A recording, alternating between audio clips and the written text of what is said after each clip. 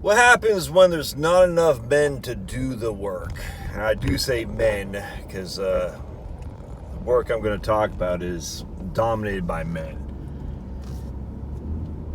So I'm driving, just dropped my kid off to cross country. It's 5:50 on Friday. Let's say August, I don't even know what today is, August 6th, August 5th, something like that. I've been thinking about this a lot since I went to the water treatment facility tour here in Fulton County, Georgia. They have a guy in there who's 80 years old, man, and he's still grinding away. And one of the reasons he's still grinding away is because, well, A, I'm not sure he knows what to do with himself if he didn't grind away. Apparently he knows that, he knows 6 people who retired, and 6 months later they were dead. So their work is literally keeping them alive in his mind, and that's, I get it. But he also has a skill set that isn't easily replaceable. He was there for the build out of this plant, and he knows it better than anyone else in the world, no doubt, because he's there from the beginning. And that's all he's done, worked in this plant. He's got, and the point being is, how many people coming up behind him have his knowledge of it? Well, I'd say none. Now, can he teach some people? Sure, but the people have got to be in there to begin with in which to be taught. And here's the problem, man. He's a baby boomer. I'm a baby buster.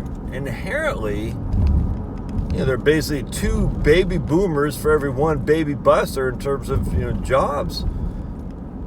So while the jobs are abundant from my side because the baby boomers are retiring, leaving a whole lot of empty spaces filled, we don't have the skill set.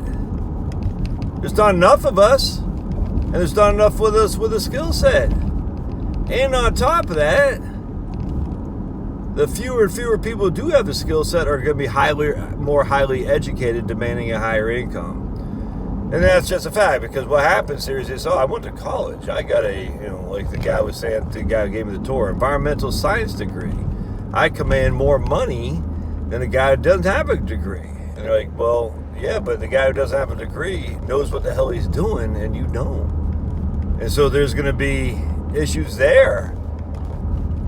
So how does the water treatment plant, and this goes to industrial HVAC, all kinds of engineering things. How?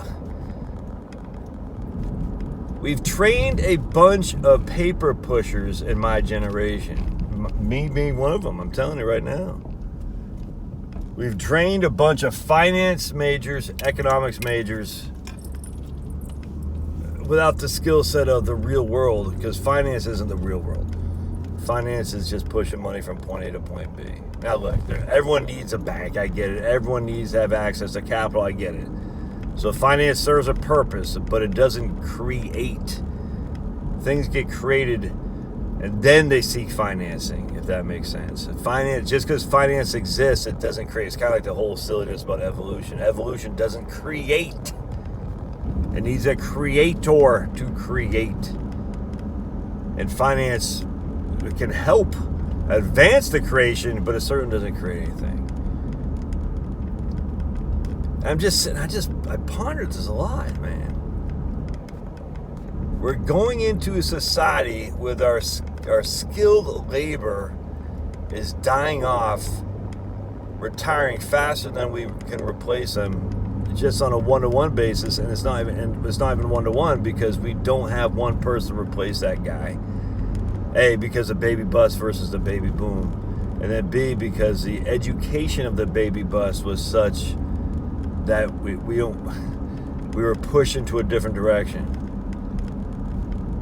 And the funny thing is, what just kind of goes back is, if you look at this guy who's 80 years old, he's been working there for, decades, every year advancing his pay with a 2 or 3% increase.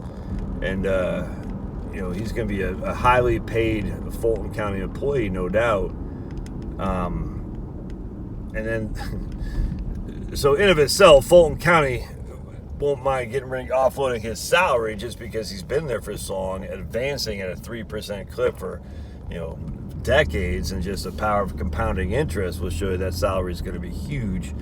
But still, they're going to bring a new guy in with no skill set to do the job, who's going to still command, it won't command that guy's salary, but a relatively decent salary to what their expectations would be, because they think, the employers think they don't need to pay as high, and they're like, no, you do, and you got to pay as high for a guy who isn't as productive. And I tell you, man, I talk to people all the time who are in these skilled labor jobs, and they tell their boss they're leaving. The boss like, I can't lose you. And they're like, I'm going.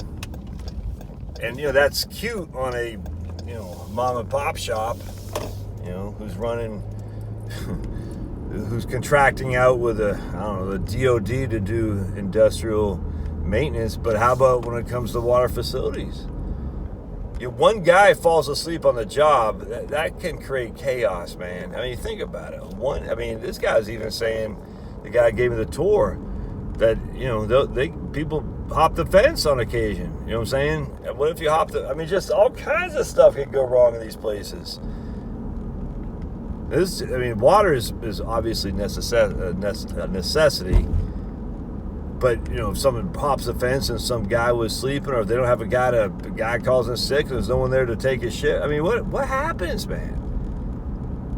I just don't think we've factored in when the baby booms literally do hanging up for once and for all, who replaces them. It's going to be interesting. It doesn't mean it's going to be doom and gloom. I just don't know the answer to this, everyone says, well, technology. Well, you can't just say, it's like they say with batteries, well, technology will make it work. Well, it hasn't worked yet, man. And you can't just, same with PV, photovoltaic. Oh, technology. It hasn't worked. You keep saying that. Just because you say technology doesn't make it happen. It's kind of like finance doesn't create things. Saying you're going to create technology is going to do it doesn't make it come into existence. Anyway, love to hear your thoughts, man. If you're in a skilled labor position, are you, let's say you're on the downward slope of your career, who's coming up behind you? Are there people? Well, love to hear your thoughts. All right, I'm going to get back, get my first cup of coffee. Haven't had a cup of coffee yet. Been up for an hour. I love the mornings, man. Mornings always, I love waking up in the morning early. It's quiet. I get to think. I love it. All right, we'll see ya.